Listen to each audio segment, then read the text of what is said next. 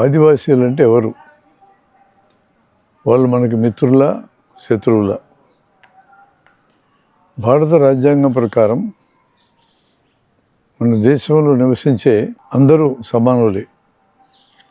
ఆదివాసీలైనా, schedule caste వాళ్ళైనా, other cost అయినా, అగ్రవర్ణాలను బట్టి పిలువబడే వాళ్ళైనా, స్త్రీలైనా పురుషులైనా ప్రతి ఒక్కరికి ఒక విలువ ఉంది. అందరూ సమానమే అని రాజ్యాంగం అంగీకరించింది. ఈ ఆదివాసీలు అంటే అడవుల్లో నివసించే వాళ్ళని అర్థం. మానవ జాతి దాదాపు 3 లక్షల ఏళ్ల క్రితం ఆఫ్రికాలోని మొరాకోలో మొదలైన తర్వాత ఆహారం కోసం, భద్రత కోసం ప్రపంచమంతా వలసలు పోయారు. మొదట్లో దాదాపు జంతువుల్లాగానే జీవించేవాళ్ళు. పళ్ళు, కాయలు లాంటివి ఏరుకొని తినడం, దుంపల్ని పెకలించి తినడం. ఈ దశను గ్యాదరర్స్ అంటారు.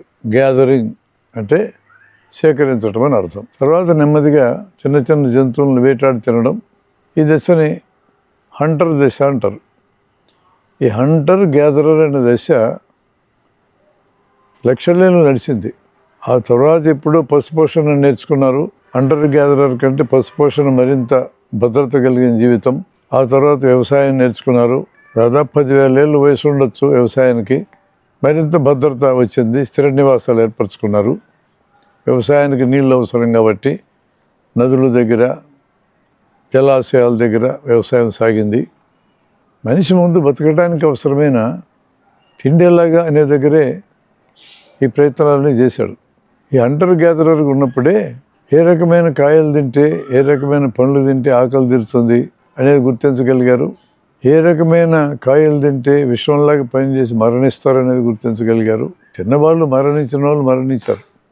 బతికున్న వాళ్ళకి అర్థమైంది ఇలా మరణిస్తారనే విషయం. జబ్బులు వచ్చినా, గాయాలైనా, పాములు, తేలు లాంటివి కరిచిన, జంతువులు తమ మీద దాడి చేసి మనకి ప్రాణాపాయం కలిగించిన ఇలాంటి సందర్భాల్లో ఎలా బతకాలా అనే దానికి ఏ ఆకులు వాడుకోవచ్చు, ఏ పసరులు వాడుకోవచ్చు, ఏ వస్తువులు వాడుకోవచ్చు, ఇవన్నీ కూడా వాళ్ళే కనిపెట్టారు. అంటే ఈనాడు మానవ జాతికి అవసరమైన ఏం తింటే బతుకుతాం, ఏమి తింటే ప్రమాదం, ఏమి రోగాలు రాకుండా చేసుకోవచ్చు, రోగాలు నయం చేసుకోవచ్చు అనే సకల విషయాలకు అవసరమైన పునాది అంశాలన్నిటినీ ఆదివాసీలు మనకు అందించినవే. ఈ హంటర్ గ్యాదరర్స్గా ఉన్నప్పుడే నిప్పుని కనుక్కున్నారు, చక్రాన్ని కనుక్కున్నారు, ఇనుము, కంచు, రాగి లాంటి లోహాలను కనుక్కున్నారు. వాటితో వస్తువుల్ని, వాటితో ఆయుధాలను తయారు చేసుకోవడం మొదలెట్టారు. ఈరోజు మన జీవనానికి అవసరమైన ప్రాథమికమైన వస్తుజాలాన్ని మొత్తాన్ని ఆదివాసీలే మనకు అందించారు. మన దేశంలో ఈ ఆదివాసీలని షెడ్యూల్ ట్రైబ్స్ అని పిలుస్తాం. దాదాపు 730 పైన ఈ జాతులు ఉన్నాయి. ఇందులో కొద్ది జాతులు మాత్రమే, లంబాడీలు, యానాదులు, ఎరుకలు లాంటి వాళ్ళు మాత్రమే మైదానాల్లో నివసిస్తారు. మిగతా జాతులన్నీ అడవుల్లోనే జీవిస్తూ ఉంటాయి. వాళ్ళదైన భాష వాళ్ళకుంది, వాళ్ళదైన సంస్కృతి వాళ్ళకుంది, వాళ్ళదైన పద్ధతులు వాళ్ళకున్నాయి.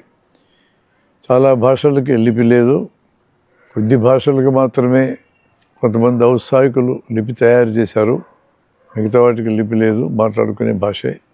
మనం వాళ్ళకంటే నాగరికులమని భావించి వాళ్ళని నాగరికత వైపు మళ్లించాలనే పేరుతో వాళ్ళ పద్ధతులు, సాంప్రదాయాలు, వాళ్ళ సంస్కృతిని నాశనం చేసిన వాళ్ళం కూడా ఉన్నాం. ఇదంతా వాళ్ళ కోసమేనే చెప్పి వాళ్ళకి కూడా బతికే హక్కు ఉంది కాబట్టి వాళ్ళ భూముల్ని మైదానాల్లో ఉండే వాళ్ళు ఆక్రమించకూడదనే ఉద్దేశంతో ప్రభుత్వాలు చట్టాలు కూడా చేశాయి. ఈ చట్టాలు తప్పించుకోవడానికి ఆదివాసీల పిల్లల్ని పెళ్ళిళ్ళు చేసుకుని మైదానాల్లో ఆక్రమించిన సందర్భాలు కూడా ఉన్నాయి. వాళ్ళ జీవితంలో ప్రకృతిని ధ్వంసం చేయటం ఉండదు. ప్రకృతి సహజీవనం ఉంటుంది. వృక్షాలను అడ్డగోలుగా నరికేయటం కానీ, జంతువుల్ని సరదాగా చంపటం కానీ ఏమి ఉండదు. క్రూర జంతువులు లాంటి పులులు, సింహాలు, ఎలుగుబంట్లు లాంటివి అయినా ఒక్కోసారి వాటికి భయం వేసినప్పుడు మనుషుల మీద దాడి చేసినా వాటి మీద పగపించుకోవటం ఉండదు. అత్యంత సహజమైన విషయం కింద స్వీకరిస్తారు వాళ్ళు. ఆయా జంతువుల ప్రవర్తన పూర్తిగా అర్థమవుతుంది వాళ్ళకి. వాటిని ఇబ్బంది కలిగించే జీవితం వీళ్ళు జీవించరు. 99 సందర్భాల్లో క్రూర జంతువులను పిలువబడేవి కూడా మనుషుల రావు. వాటికి మనుషుల్ని జంతువులకు తినొచ్చు అని కూడా తెలియదు. భయం వేస్తే దాడి చేస్తాయి. వాటి పిల్లలకి ప్రమాదం జరగద్దు అనుకుంటే ఎదురుదిరిగి దాడి చేస్తాయి. ఆ లక్షణం అన్ని జంతువులకు ఉన్నదిగా. వాటి స్వభావాలను అర్థం చేసుకున్న జనం వాటితో సహజీవనం చేశారు. ప్రకృతిని ధ్వంసం చేసి తమ జీవనాన్ని గడుపుకునే అలవాటే ఆదివాసీలకు లేదు. యంత్ర నాగరికత వచ్చినాక ప్రపంచాన్నంతా తమ సరుకులు అమ్ముకోవడానికి మార్కెట్గా మార్చుకోవాలనుకున్న వాళ్ళు ఐరోపా నుంచి ప్రపంచమంతా విస్తరించి దేశాలను ఆక్రమించి వలసలుగా మార్చుకొని స్థానికంగా ఉండే జనాన్ని లొంగదీసుకునే క్రమంలో ఆస్ట్రేలియాకి కింద ఉండే తాస్మానియా దీవిలో ఉన్న నేటివ్స్ని అంటే ఆదివాసీలందరినీ చంపేశారు బ్రిటిష్ వాళ్ళు. ఫ్రాన్సు, స్పెయిను, డచ్, పోర్చుగీస్ ఇలాంటి వాళ్ళు ఉత్తర అమెరికా వెళ్ళారు. తర్వాత బ్రిటిష్ వాళ్ళు వెళ్ళారు. స్థానికంగా ఉండే రెడ్ ఇండియన్స్ని దాదాపుగా నిర్మూలించే దశకు తీసుకొచ్చారు. వాళ్ళ ఖండానికి వీళ్ళు వెళ్ళి వాళ్ళ భూములు వీళ్ళు ఆక్రమించి దౌర్జన్యంగా లాక్కొని వాళ్ళను మైనారిటీ కింద మార్చేసి వీళ్ళు పరిపాలిస్తూ ఉన్నారు. మొదట్లో వీళ్ళు సెటిలర్స్, స్థానికులను స్థానభ్రంశం చేసి వాళ్ళ భూములను లాక్కున్న వాళ్ళు. తర్వాత వీళ్ళు ఇమిగ్రెంట్స్, వలస వెళ్ళిన వాళ్ళు. ఆ తర్వాత పుట్టిన వాళ్ళు డిసెండెంట్స్, వాళ్ళకి పుట్టిన వాళ్ళు. ఇప్పుడు అమెరికాని పరిపాలిస్తున్న డొనాల్డ్ ట్రంప్ గారు ఒక డిసెండెంట్. ఈరోజు రెడ్ ఇండియన్స్ ఉత్తర అమెరికాలో 52 లక్షలు మాత్రమే మిగిలారు. 574 జాతులు ఉన్నాయి. ఇంకా జనాభాలో 1.6% మాత్రం మిగిలారు. నాగరిక సమాజం వచ్చినాక స్వేచ్ఛ, సమానత్వం, సౌభ్రాతృత్వం అనే కాన్సెప్ట్స్ చరిత్ర పరిణామం క్రమంలో ప్రజలందరికీ అందిన తర్వాత ఈ కాలంలో ఒక జాతిని మరో జాతి నాశనం చేయటం, సంహరించటం, అధీనములకు తీసుకొని బానిసలుగా మార్చుకోవటం చెల్లదు. ఆదివాసీల కంటే నాగరికులమని చెప్పుకునే మనం వాళ్ళ భూములను ఆక్రమించటం, వాళ్ళ స్థలాలను ఆక్రమించటం, మన అవసరాల కోసం వాళ్ళని ఇబ్బంది పెట్టడం, స్థానభ్రంశం చేయటం, విస్థాపన చేయటం సరైనది కాదు. ఏ మానవ విలువల ప్రకారం సరైనది కాదు. వారిని నాగరికత లేని వాళ్ళని వాళ్ళకి నాగరికత నేర్పిస్తామనే పేరుతో వాళ్ళ మీద ఏ రకమైన దాడి జరగటం న్యాయసమ్మతం కాదు. వాళ్ళు ప్రకృతిని నాశనం చేయకపోవడమే కాదు, ప్రకృతిని కన్సర్వ్ చేస్తారు, కాపాడేది కూడా వారే. ఈరోజు మన పరిస్థితి ఎలా ఉంది? విపరీతంగా యంత్రాలు వచ్చినాయి, పరిశ్రమలు వచ్చినాయి, కాలుష్యం పెరిగింది. వస్తూత్పత్తి చేసే లాభాలు సంపాదించుకోవాలనుకునే వాళ్ళు భూమిని వదలలేదు, నదుల్ని వదలలేదు, సముద్రాలను వదలలేదు, కొండలను వదలలేదు, భూమి లోపల ఖనిజాలను వదలలేదు. ప్రజలందరి సమిష్టి ప్రయోజనం కోసం ఈ పని చేస్తున్నామని చెప్తున్నారు. కానీ రోజు రోజుకి డబ్బున్న షావుకారులు మరింత షావుకారులు కావడం, పేదోళ్ళు మరింత పేదవాళ్ళు కావడం చూస్తుంటే వీళ్ళు మాట్లాడే అభివృద్ధి అనేది వాళ్ళ సంపదల అభివృద్ధి కావడమే కానీ ప్రజల యొక్క సమిష్టి సంపద పెరగడం కోసం కాదనేది మనకు అర్థమవుతుంది. మరీ ముఖ్యంగా కరోనా తర్వాత ధనవంతుల ధనం, సంపద మరింత పెరిగింది, పేదవారి పేదరికం కూడా పెరిగింది. ఇలా వీరు విచ్చలవిడిగా వనరుల్ని దోచుకు తినడం వలన వచ్చే పరిణామం ఏంటంటే వాతావరణ కాలుష్యం, భూమి వేడెక్కడం, ఓజోన్ పొరకు రంధ్రం పట్టడం. కొన్ని కోట్ల సంవత్సరాలు జంతుజాలానికి నివాసయోగ్యంగా ఉన్న ఈ భూమి మానవుల యొక్క దుశ్చర్యల వలన నివాసయోగ్యం కాకుండా మారే పరిస్థితి రావడం మనం చూస్తున్నాం. వాతావరణ శాస్త్రజ్ఞులు కానీ మానవ జాతికి వార్నింగ్ ఇస్తున్నారు. ఈరోజు ప్రపంచం ఎదుర్కొనే అత్యంత పెద్ద సమస్య వాతావరణ విధ్వంసము, వనరుల విధ్వంసము, అభివృద్ధి పేరుతో చేసే ఈ దురాగతము మానవ జాతి ఎంత వేగంగా అంతరించిపోతుందనే పరిస్థితిని వాళ్ళు ఊహిస్తున్నారు.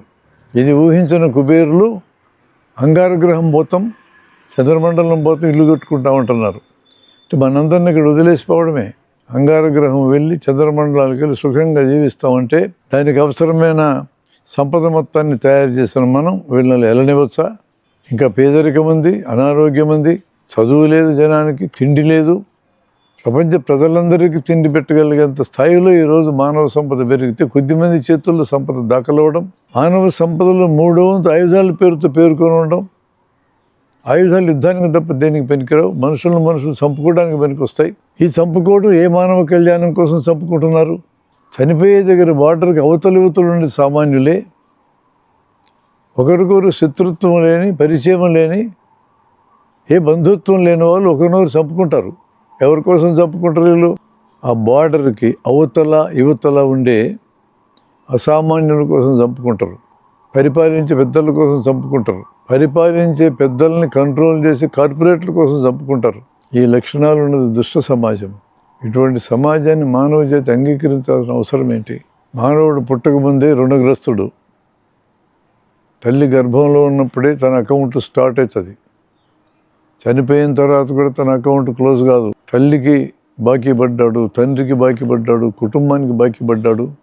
ఈ బాకీ తీర్చుకోవాలంటే రక్తదానం చేయాలా, తల్లిదండ్రులని పోషించాలా, మరణానంతరం కూడా జీవించే పద్ధతిలో అవయవదానం చేయాలా, వైద్య విద్యార్థులు విజ్ఞానం పెరగడానికి శరీర దానం చేయాలి. తర్వాత జీవించడానికి పనికొచ్చే అనేక అంశాలు అధ్యాపకులు ఉపాధ్యాయులు నేర్పించారు. వాళ్ళు రుణం తీరాలి అంటే తనకు తెలిసినవి తెలియని వాళ్ళకి నేర్పిస్తూ ఉండాలి. ప్రకృతి రుణం తీర్చాలంటే ప్రకృతి ఎన్నో ఇచ్చింది మనకి. సూర్యుడు ఉన్నందుకే వృక్షాల ఆహారం తయారవుతుంది. ఆహారం తినే మనం వాడుకుంటున్నాం. శాకాహార జంతువులైనా మాంసాహార జంతువులైనా ఫైనల్గా ఆధారపడేది సూర్యుడి మీదనే. ఆ ప్రకృతి రుణం తీర్చుకోవాలంటే మనము సృష్టించని ప్రకృతిని ధ్వంసం చేసే హక్కు మనకు లేదు. ప్రకృతికి విధ్వంసం జరగకుండా ప్రకృతితో కలిసి జీవించి ప్రకృతిని కన్సర్వ్ చేసేటట్టుగా నిలబెట్టేటట్టుగా మనం జీవనం చేయాలంటే విచ్చలవిడి కన్స్యూమరిజం, వినిమయతత్వం, విచ్చలవిడిగా వస్తు వాడకాన్ని మనం తగ్గించుకోవాలి. ఈరోజు విచ్చలవిడి వస్తు వాడకం జరుగుతుంది. ఒక పక్కన తిండి దొరికినటువంటి పిల్లలుంటే మరో పక్క అడ్డగోలుగా తిండి అందుబాటులో ఉండే అపర కుబేరులు ఉన్నారు. ఎంత వ్యత్యాసం, ఎంత వివక్ష మానవ జాతి సహించదు. అట్లాంటి వివక్షలు ఈరోజు రాజ్యం వెళ్తున్నాయి. ఇటువంటి విధ్వంసంలో ఏమాత్రం పాల్గొనకుండా ఉండే ఆదివాసీలు ఈ భూమిని నిలబెట్టడానికి ప్రయత్నం చేస్తున్నారు, వాతావరణాన్ని నిలబెట్టడానికి ప్రయత్నం చేస్తున్నారు. ఈరోజు మన దేశంలో ఉండే ఈ కుబేర్లు, ఈ పెట్టుబడి ప్రతినిధులు, ఈ కార్పొరేట్లు అన్ని వనరుల్ని విధ్వంసం చేసి తన లాభాలను పెంచుకోవడం కాకుండా వాళ్ళు ఇంకా విధ్వంసం చేయకుండా మిగిలినవి అడవుల్లో ఉన్న భూముల్లో నిల్వ ఉన్న ఖనిజాలే. వాటి కోసం ప్రయత్నం చేసే దాంట్లో భాగం కింద మణిపూర్లో ఉన్న కుకీల అధీనంలో ఉన్న అడవులను స్వాధీనం చేసుకోవటానికి కుకీలకి మైటీలకి మధ్య తగదా తీసుకురాబడింది. అక్కడ ఉన్న ముఖ్యమంత్రి బాధ్యత తీసుకోలే, దేశాన్ని పరిపాలించడం బాధ్యత తీసుకోలే, చివరికి రాష్ట్రపతి పాలన విధించారు. దీంతో సమస్య పరిష్కారం అవుతుందా? చెప్పలేం. సమస్యని లేపడం సులభం, చాలాసార్లు ఆపడం కష్టం. కాశ్మీర్లో ఉన్న సహజ వనరుల్ని కార్పొరేట్లకి అడ్డగోలుగా అప్పచెప్పడం కోసం పెద్ద సెంటిమెంట్ రగిల్చి ముస్లింలందరూ హిందువులందరికీ శత్రువులని బిల్డప్ ఇచ్చి ముస్లింలంటే ఉగ్రవాదులనే భావన కల్పించి వాళ్ళ మీద అనేక సినిమాలు తీసి దేశంలోని హిందువులందరి మనసుల్లో ద్వేషభావాన్ని నింపి 370 ఆర్టికల్ను రద్దు చేసి కాశ్మీర్ జనానికి స్వర్గాన్ని అందిస్తామని ప్రకటించారు. అది కాదు అసలు విషయం. కాశ్మీర్లో ఉండే సహజ వనరుల్ని కార్పొరేట్లకు అందించడమే వాళ్ళ ఉద్దేశం. ఇప్పుడు ఈరోజు మధ్య భారతంలో ఉన్న అనేక రాష్ట్రాల్లో ఉన్న ఖనిజ సంపదని అడ్డుగోలుగా తవ్వుకోవడానికి ఆదివాసీలు అడ్డం పడుతున్నారు. వీళ్ళందరూ వస్తే తమ సంస్కృతి నాశనం అవుతుంది, తన జీవనం నాశనం అవుతుంది, తన గ్రామాలు పోతాయి అని భయపడుతూ అడ్డుకుంటున్నారు. ఆ ప్రాంతంలో ఉండే భూముల్లో ఉండే ఖనిజ సంపదనంతా ఇప్పటికే భూమిని, అడవుల్ని, నదుల్ని, సముద్రాలని దోచుకున్న వాళ్ళకి అప్పచెప్పాలంటే వాళ్ళు అంగీకరించడం లేదు. కాబట్టి వాళ్ళని అక్కడి నుంచి తొలగించాలి. తొలగించడానికి ప్రభుత్వం ఎంపిక చేసుకున్న పద్ధతి చాలా విచిత్రమైన పద్ధతి. మనం పన్నుల రూపంలో చెల్లించే డబ్బుతో మనం పోలీస్ యంత్రాంగాన్ని బతికిస్తాం, అమలు చేసే యంత్రాంగాన్ని బతికిస్తాం, రాజకీయ నాయకులను బతికిస్తాం, సైన్యాన్ని బతికిస్తాం. మనందరి డబ్బుతో నిర్మించబడిన సైన్యం దేశం యొక్క సార్వభౌమత్వం దెబ్బతింటే బార్డర్స్ దగ్గర కాపలా కాయటానికి ఉండాలి. అటువంటి బార్డర్స్ దగ్గర కాపలా కాసి మన దేశాన్ని రక్షించాల్సినటువంటి సైన్యాన్ని మధ్య భారతంలో ఉన్న ఆదివాసులను చంపడానికి వినియోగించడం ఏ విధంగా సరైంది? మన దేశ ప్రజలతోనే మన దేశ ప్రజల్ని చంపించడం ఎట్లా కరెక్ట్ అవుతుంది? ఏం పేరు చెప్పి నక్సలైట్లు ఉన్నారు, వాళ్ళని చంపేయాలనే పేరుతో. వీళ్ళు ఎంతమంది నక్సలైట్లను చంపారు, ఎంతమంది ఆదివాసులను చంపారు? ఆదివాసీల హక్కుల కోసం పనిచేస్తున్న స్టాన్ స్వామి లాంటి జెస్వేట్ ఓ ప్రీస్టు, 83 ఏళ్ళ వయసు, ఆయన పట్టుకొచ్చి జైల్లో పెట్టారు. ఆయనతో పాటు అనేక మందిని పెట్టారు. ఏం పేరు చెప్పి పెట్టారు? వీళ్ళందరూ పథకం పన్ని భారత ప్రధాని మోడీ గారిని చంపడానికి ప్లాన్ వేశారని. కొంత కామన్ సెన్స్తో ఆలోచించండి. మోడీ లాంటి సెలబ్రిటీని, విపరీతమైన సెక్యూరిటీ ఉన్న అలాంటి నాయకుని చంపడం ఎవరికైనా సాధ్యమవుతుందా? సాధ్యమవుతుంది అనుకుంటే ఆ ప్రయత్నం చేయటం అంత మూర్ఖత్వం మరొకటి భూమి మీద లేదని నేను అంటున్నా. ఇందిరాగాంధీని చంపిన తర్వాత సిక్కుల మీద జరిగిన దాడి హేయమైన దాడి జరిగింది. రేపు పొద్దున్న ఈరోజు అధికారంలో ఉండే ఏ సెలబ్రిటీ మీద హత్య జరిగినా ఎన్ని వేలు లక్షల మంది అమాయకులు ఈ దేశంలో మరణిస్తారో ఊహించుకుంటేనే భయం వేస్తుంది. ఏమాత్రం తెలివున్నవాడైనా సెలబ్రిటీలని భౌతికంగా నిర్మూలించడానికి ప్రయత్నం చేయకపోవడమే కాదు, సాధ్యం కూడా కాదు. ఆ ఆరోపణతో ఇప్పటికి 8 ఏళ్ళ నుంచి జైల్లో పెట్టారు ముసలి వాళ్ళందరినీ. ఈ ముసలి వాళ్ళందరూ మోడీని చంపడానికి ప్లాన్ వేశారని. స్టాన్ స్వామి లాంటి ఆయన పార్కిన్సనిజం జబ్బుంటే నీళ్లు సవ్యంగా తాగలేడు. సిప్పరిప్పించండి అంటే, ఒక స్ట్రా ఇప్పించమంటే, మనం జీతాలతో పెంచి పోషించిన పోలీస్ యంత్రాంగం ఒక సిప్పరిప్పించడానికి మనసు రాలే. చివరికి హైకోర్టు వెళ్తే నెల తర్వాత సిప్పరిప్పించారు. విచారణ ఖైదీగా ఉండగానే అతను మరణించాడు.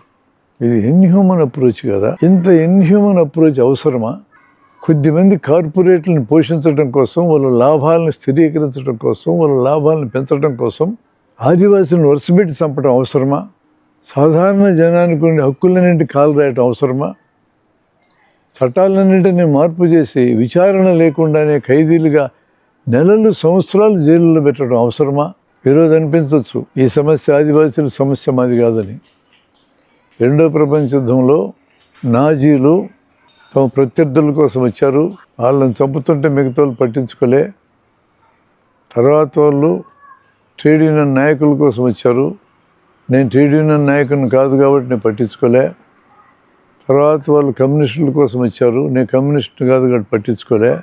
అందరినీ వరుసపెట్టి చంపినాక తర్వాత వాళ్ళు యూదుల కోసం వచ్చి నేను యూదుని కాదు కాబట్టి పట్టించుకోలే. ఇలా వరుసపెట్టి అందరిని చంపేసినాక చివరికి నా కోసమే వచ్చారు, నా కోసం మాట్లాడడానికి ఏడవడానికి మనిషే మిగల్లా అని ఒక కవిత రాశాడు ఒక ఆయన.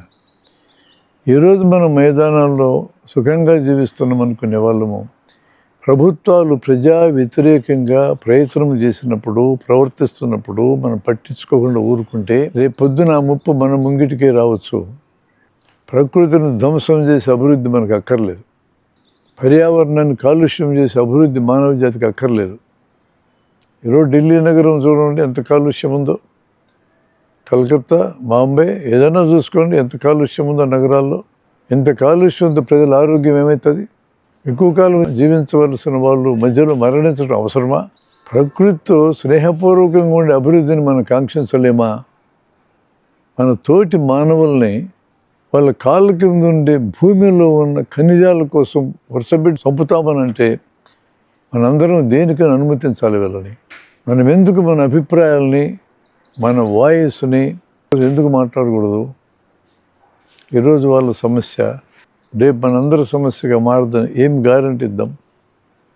మన కళ్ళెదురుగా దొరుకుతున్నాయి చూస్తే, ఒక ఇల్లు మీరు కట్టుకొని లోన్ తెచ్చుకుంటే కంతులు కొన్ని కట్టలేకపోతే నోటీసులు వస్తాయి, జప్తులు వస్తాయి. ఒకవేళ ముందుగా అప్పు తీరుస్తామంటే పెనాల్టీ వేస్తారు. అది ఈ దేశంలో మనం తినక బ్యాంకులో డబ్బు దాచుకుంటే ఈ డబ్బుని తీసుకెళ్ళి కార్పొరేట్లకు ఇస్తే 25 లక్షల కోట్ల రూపాయలు వాళ్ళు అప్పులు ఎగ్గొట్టారు.